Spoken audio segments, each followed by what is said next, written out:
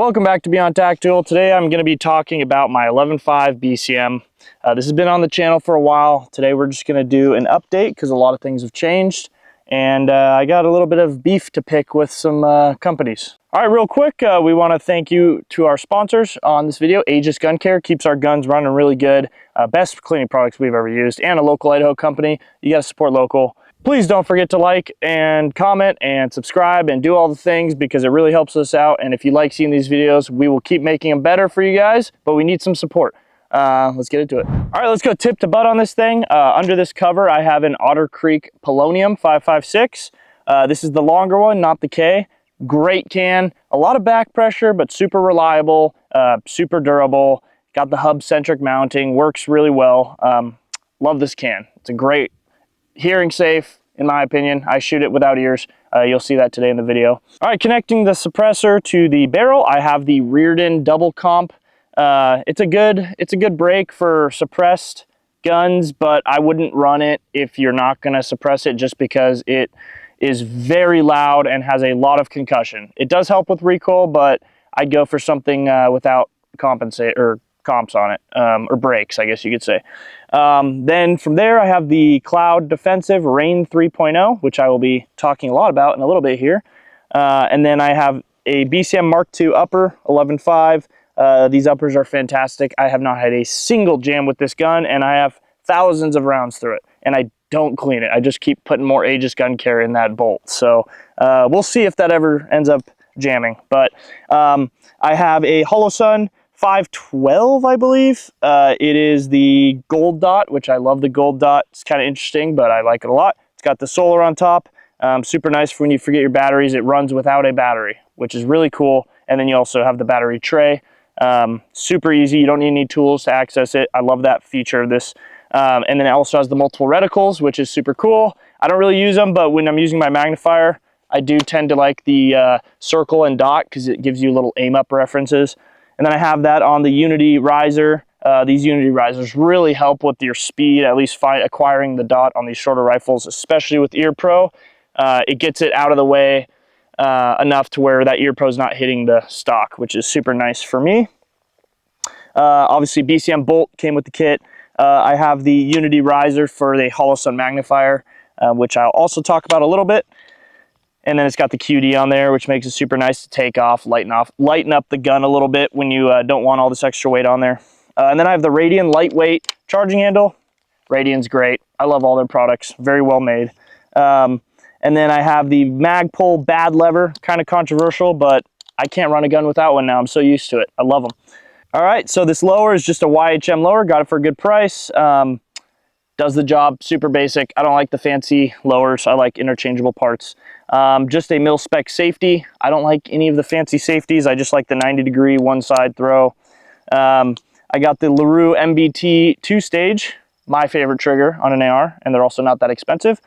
And then I got a BCM grip. Love these grips. The angle is really vertical, which makes it very similar to shooting a pistol, and I like the fact that on my pistol and my AR, the grip angle is similar. I don't know if that actually translates to anything. It just helps me. And then I got the PWS locking, what are these called? Castle nuts with the QD sling adapter right there. It's super convenient.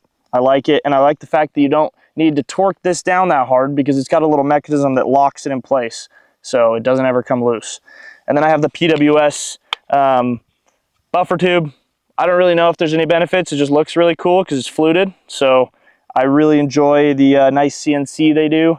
And then I just have an SB tactical brace because this is a pistol, guys, not a rifle, even though it looks like one.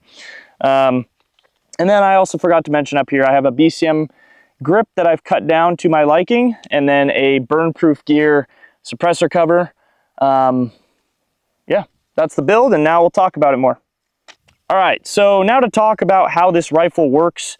The way I have it configured with the 3x magnifier and the riser with the Holosun and red dot, it all works fantastically. This is completely out of your way when you're using the red dot, and then you have that 3x magnification. Super nice. I do wish the eye relief was a little better, but I can always just move this Unity mount back a little more. But now into my complaints. There are some things about this gun that really bother me from some companies that really bother me. So burn-proof gear, first off, not burn-proof. We put 2 mags through this in a row, and it was smoking like crazy, smelled awful, and this is probably one of the most expensive suppressor covers on the market. So first off, I wouldn't run one on your shorter gun. The only reason I have this is because I bought it for something else and it didn't fit. So I put it on this just to see how it would work, and not impressed. Gonna take it off once it cools down because it is still super hot.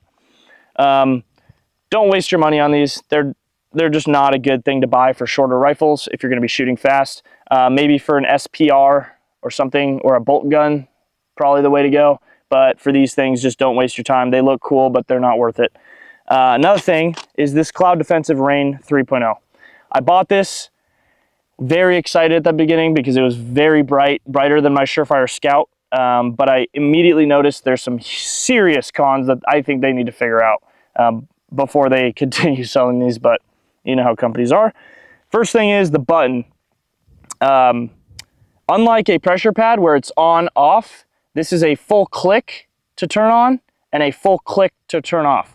And the problem with that is you put pressure on this, it will not turn on until you release that pressure, and then it's on, and then you click it off, obviously. But the other problem is once it's on, any amount of pressure, even just barely tapping it, is flickering the light. So I think that's a bad design, personally. It makes everything more difficult when you're trying to just focus on the task and you have to worry about literally clicking on and then taking your finger completely off, because otherwise it flickers.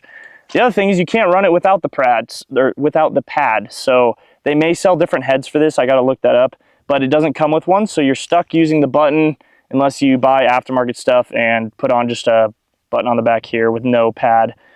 The other serious problem with this light is it doesn't work. So I bought this and had it on my gun for about a month. And then I tried to actually use it in the dark, and it worked fine for a few minutes, and then it started flickering like crazy for no reason. So I have no idea the cause of that. I reached out to Cloud Defensive, and they sent me a few troubleshooting videos and said, oh, here, do this, try to figure it out. And then if that doesn't work, you can ship it to us and we'll figure out what's wrong with it. But like, there was no, we'll cover it or anything like that. I think if you're selling a product for $300 that is supposed to be duty rated, that it shouldn't have issues like that in the first place. And in second place, you should just cover your products. That's how every good gun company does their customer service nowadays.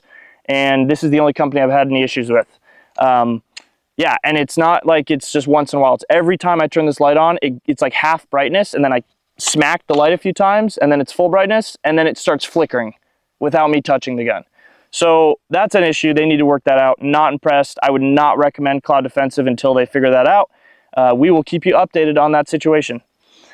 Last thing I got a little bit of a gripe about is this HoloSun magnifier. I don't know if it's HoloSun or if it's Unity, but the Unity flip to center says that it fits the HoloSun magnifier.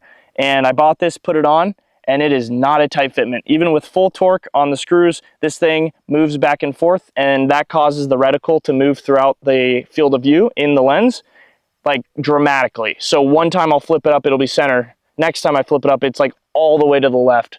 And I know that even with the best magnifiers out there, you still have a little bit of that, but this is dramatic.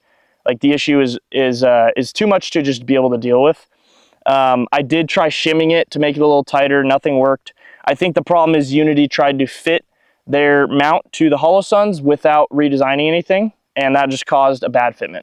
So be weary of running a HoloSun magnifier with a Unity mount. I'm sure they work fine with some of the other brands, but for HoloSun, I would say they're not a good option.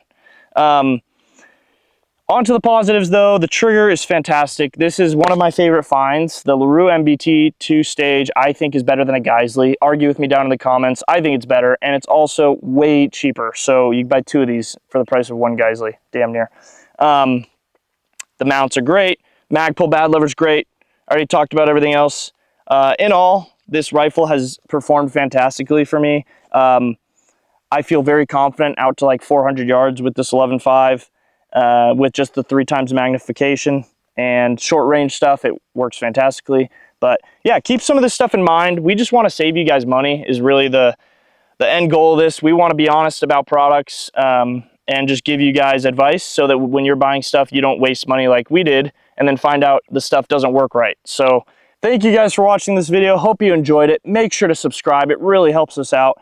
And I got a question. What light should I buy to replace this Reign 3.0? I want something bright with a decent battery life. Leave those down below and any questions you have, and we'll see you in the next video.